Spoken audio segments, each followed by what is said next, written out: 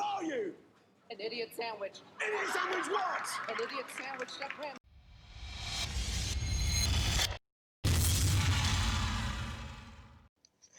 What is up, and welcome back to a brand new video. This time we're going to be quick reviewing the Gran Colombian civilization led by Simon Bolivar. Now, I did do a kind of preview and analysis video before, and what I said before pretty much rings true to what Gran Colombia is, one of the strongest domination civs in the game. So instead of a full-on, 10-15 minute review, it's going to be, a few minutes shorter, because pretty much what I said in that video, which I'll link in the description, rings true for what actually happened.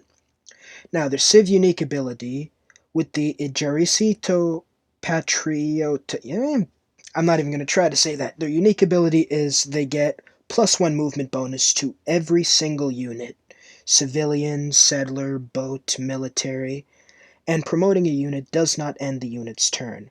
Now, this is, again, a really strong ability.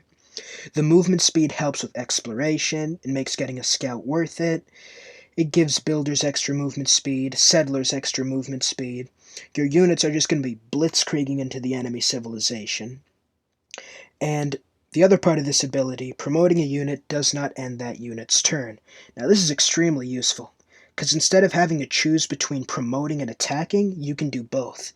Lets you get XP a little bit faster, lets you heal in the middle of combat and turn a fight around. And overall, it's just a really good ability, and it definitely lends itself to domination for sure, but it is definitely useful in exploring and building up your civilization.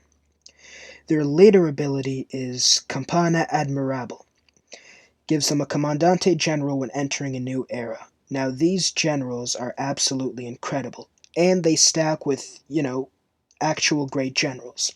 So if you have a great general and a Comandante General, you get +10 combat strength and +2 movement speed. You will have horsemen moving 7 tiles in one turn. Like I said, that was absolutely insane. I didn't think they would stack it with the actual great general, but it turns out they did.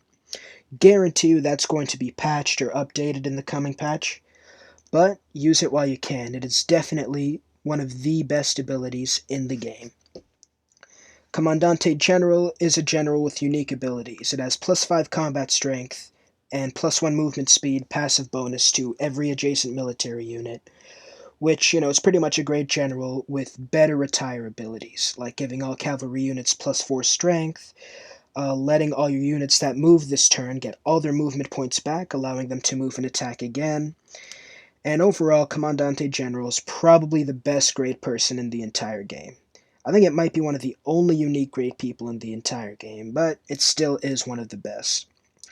Now, the other unique unit, the Lanero, replaces cavalry. It requires less maintenance, receives a combat bonus for every adjacent Lanaro, and fully heals when in range of a Comandante General that activates.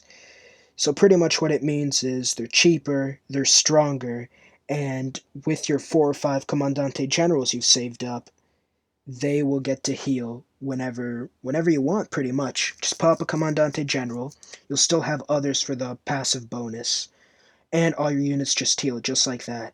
Not to mention, you're also going to be able to promote an attack same turn, which, again, means you should never lose these units at all. You'll have double attacking cavalry. One of the best units in the game. Cavalry is one of the best units in the game, one of the best generic units in the game. And the Lanaro replaces the cavalry pretty much. Same exact thing, but they get more combat strength, heal pretty easily, and are much cheaper. Now their unique improvement, the Hacienda, gold, production, housing, and food for each adjacent plantation. Now this is really good, especially considering plantations receive productions from haciendas, and haciendas receive production from adjacent plantations. Now, as good as this ability is, you really don't need it, because at this point in the game, I'll tell you about the strategy later, you should be well on your way to killing everybody. So, yeah, if you're going to play, I don't know, a science victory for some reason, or a culture victory, this might be one of the best unique improvements in the entire game. You get production, gold, housing, and food. And you should have a decent amount of plantations due to all the conquests you're going to be doing.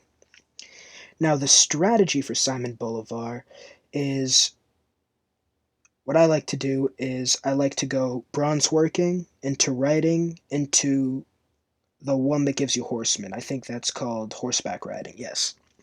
So I like putting down a nice encampment early on, getting an early grade general, getting some science early on, and getting a few horsemen built up. What that means is by the time you get to the classical era, you're going to get the Commandante General. You're going to have horsemen, one of the strongest units in the game, and with the two generals, you will have plus 10 combat strength and plus 2 movement speed. So your horsemen will have a base 46 combat strength and 6 movement speed, making them pretty much super fast knights in the classical era. Now, this goes without saying that you should easily be able to take out one civ, maybe even two if you're quick enough, and allows you pretty much 10-15 cities by turn 70-80, around the middle to the end of the classical era. After that, you want to build up, build some science, make sure you don't lose any units, keep them nice and upgraded, build some archers, pretty much build up the economy until you get Linero. When you get Linero, you upgrade all the horsemen to Linero, which isn't going to be that expensive. You're going to be ahead technologically because you beeline cavalry. And like I said, they're going to be one of the best units in the game. I think, let's say they have 40 combat strength. You're going to get plus 10 from the generals. And if you have two adjacent Linero, that's another plus 8. So you go from 40 to 58, for example. I don't know how much combat strength cavalry actually have. But yeah, pretty much you're going to be able to see the victory screen in the industrial era. So this is definitely the best civ in the entire game. Like, if you're struggling with winning on any difficulty, just play these guys, especially Domination. They make it so easy, so simple. And I don't think I'm going to do a playthrough of these guys, because we all know how strong they are. The Maya, in my opinion, are more interesting, mainly because it's harder to win with them. But, again, I'll come out with a Maya Civ series in the next few days. But I just wanted to get it out there that Colombia, one of the strongest civs, it's definitely the strongest civ in the game, in my opinion. Without a doubt. Not even close. It's not even close. These guys are the best civ in the entire game. So just putting that out there. And pretty much, if you want more information on them, check out my last video. This video I just made to give a description of their main abilities and the best strategy that ensures success, which pretty easy considering all their abilities are straightforward. Like I said, the Maya Civilization video is coming out in the next few days. I'm doing a playthrough of them. And don't forget to like and subscribe for future content, and I will see you all in the next video.